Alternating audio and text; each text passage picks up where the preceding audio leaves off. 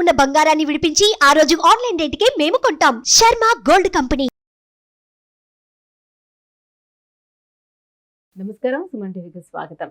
ఈ జూలై మాసంలో ద్వాదశ రాశుల వారికి ఏ రకంగా ఉండబోతుంది, గ్రహస్థితిగతులు ఎలా ఉన్నాయి, ఎటువంటి ఫలితాలను ఇస్తున్నాయి, వాటికి ఎటువంటి పరిహారాలను పాటించుకోవాలి, ఈ అంశాన్ని తెలియజేసేందుకు మనతో పాటు ఉన్నారు ప్రముఖ జ్యోతిష్య శాస్త్ర పండితులు, జ్యోతిష్య రత్న, జ్యోతిష్య చక్ర వైభవ నిపుణ డాక్టర్ రాళ్లపల్లి రవికుమార్ గారు. గురుగారు నమస్కారం. నమస్కారం. గురుగారు, ధనుసు రాశి వారికి జూలై మాసంలో ఎలా ఉండబోతుంది? తప్పకుండా. ధనుసు రాశి అనగానే మనకి మూల 1, 2, 3, 4 పాదాలు, పూర్వాషాఢ 1, 2, 3, 4 పాదాలు, ఉత్తరాషాఢ 1వ పాదం, ఈ నక్షత్రాలన్నీ మనకి ధనుసు రాశిలోకి వస్తాయి. వీరు కూడా మనకి సింహరాశి, కన్యారాశి, తులారాశి లాగా విపరీతమైన స్ట్రైట్ ఫార్వర్డ్, ముక్కుసూడితనం ఇవన్నీ ఉంటాయి. శత్రువులు కూడా ఎక్కువగా ఉంటారు, ఏడుపులు ఎక్కువగా ఉంటాయి. వీరి ముక్కుసూడితనమే వీరికి నష్టాన్ని కొన్ని చోట్ల చేకూరుస్తూ ఉంటుంది అన్నమాట. అది మెయిన్ పాయింట్. అలాగే ప్రస్తుతం మటుకు తృతీయంలో శని చాలా బాగున్నాడు, చతుర్థంలో రాహు మిశ్రమం, కేతు దశమంలో మిశ్రమం, 6వ స్థానంలో గురువు ఉండడం కూడా మిశ్రమం. ఎందుకంటే గురుబలం అనేది మెయిన్గా అంటే ధనుసు రాశి అధిపతి గురువు అయ్యి ఉండి 6వ స్థానంలో ఉన్నాడు. 6వ స్థానం ఏంటి? డెట్స్, మిజరీస్, ఎనిమీస్, శత్రువులు, అప్పులు, ఆలోచనలు ఇవన్నీ అన్నమాట. సో అలాంటి స్థానంలో ఉన్నాడు కాబట్టి అప్పులు ఎక్కువగా అవ్వడం, శత్రువులు ఎక్కువగా పెరగడం, మానసిక ఆందోళన ఎక్కువగా ఉండడం ఇవన్నీ కూడా జరుగుతుంటాయి అన్నమాట. ఎప్పుడు రాశ్యాధిపతి 6, 8, 12 స్థానాల్లో ఉంటే కనుక లగ్నాధిపతి కానీ రాశ్యాధిపతి కానీ 6, 8, 12 స్థానాల్లో ఉంటే కనుక హార్డ్ వర్క్ బాగా చేస్తే కానీ ఏ పనులు జరగవు. అంటే అదృష్టకారకుడైన రవి కూడా అష్టమంలో ఉండిపోయాడు, రాశ్యాధిపతి అయిన గురువు ఏమో 6వ ఇంట్లో ఉండిపోయాడు. సో అదృష్టం తక్కువగా ఉంది ప్రస్తుతం, హార్డ్ వర్క్ తక్కువగా ఉంది.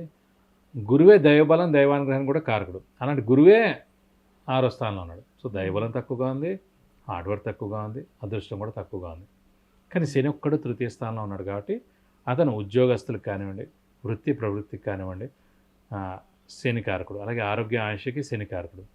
అవన్నీ మటుకు చాలా బాగుంటాయి. ఈ మిగతావన్నీ కూడా మిశ్రమంగా ఉంటాయని చెప్పుకోవాలి.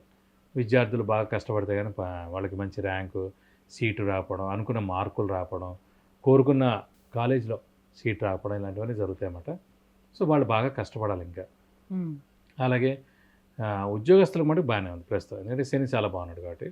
భార్య భర్తల మధ్య బాండింగ్ ఎలా ఉంటుంది? అది బాగానే ఉందండి, అది పర్లేదు, దానికి దీనికి ప్రాబ్లం లేదు, అది బాగానే ఉంది.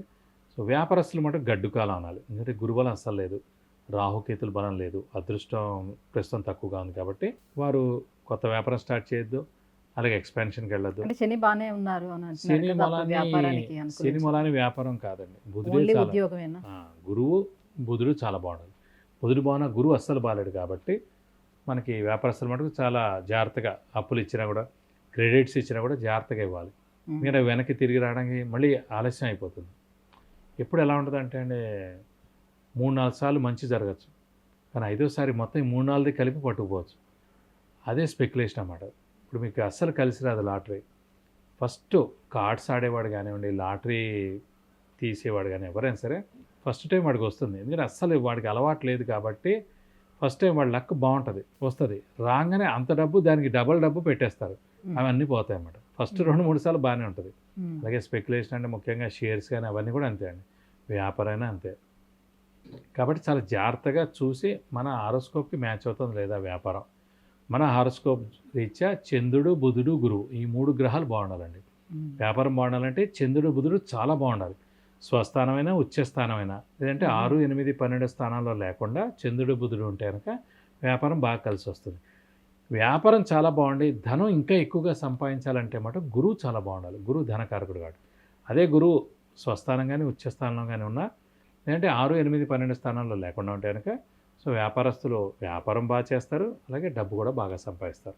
అయితే గురుబలం బాగాలేదు అని చెప్తున్నారు కదా గురువుగారు, ఎంతవరకు బాగాలేదు? పూర్తిగా అసలు గురుబలం లేదు, 50% అండి అంతే. ఇప్పుడు 6, 8, 12 స్థానంలో ఎప్పుడున్నా ఏ గ్రహం అయినా సరే 50% ఫలితాలే ఇస్తాడు. ఒకవేళ వాడు స్వస్థానం అయితే కనుక 60% ఇస్తాడు, ఒకవేళ ఉచ్చస్థానం అయితే కనుక 70% ఇస్తాడు. అందుకని మిగతావన్నీ ఏదైనా సరే మన లగ్నం నుంచి కానీ, రాశి నుంచి కానీ 6, 8, 12 స్థానాల్లో గ్రహాలు ఉంటాయి కనుక 50% ఫలితాలు ఇస్తాడు. అయితే మరి వ్యాపారస్తులకి అయితే బాగాలేదు అంటున్నారు, కొత్త వ్యాపారాలు స్టార్ట్ చేయొద్దు అంటున్నారు, మరి ఉద్యోగస్తుల పరిస్థితి ఏంటి? ఉద్యోగస్తులు బాగానే ఉంది, ఎందుకంటే శని ఉద్యోగ కారకుడు కాబట్టి, వృత్తి ప్రవృత్తి కారకుడు మటుకు శని కాబట్టి శని తృతీయంలో చాలా బాగున్నాడు. తృతీయ స్థానం అంటే సహాయ సహకారాల స్థానం కాబట్టి కమ్యూనికేషన్ స్కిల్స్, రైటింగ్ స్కిల్స్, సహాయ సహకారాల స్థానం తృతీయం కాబట్టి అవన్నీ కూడా బాగుంటాయి. మరి ఈ గ్రహాల అనుకూలత కోసం ఎటువంటి పరిహారాలను పాటించాలి? ధనుసు రాశి మెయిన్గా గురువే మంచిదే చేసుకుంటే మంచిది. నేను ప్రతి గురువారం ఉపవాసం ఉండడం, ప్రతి గురువారం దత్తాత్రేయ స్వామి టెంపుల్కి వెళ్ళి 41 ప్రదక్షిణాలు చేయడం, అలాగే గురువుకి 16,000 సార్లు జపం చేయించి శనగపప్పు కేజీంపో ఒక yellow lungi 1000 rupees worth gold item దానం ఇస్తే మంచిది.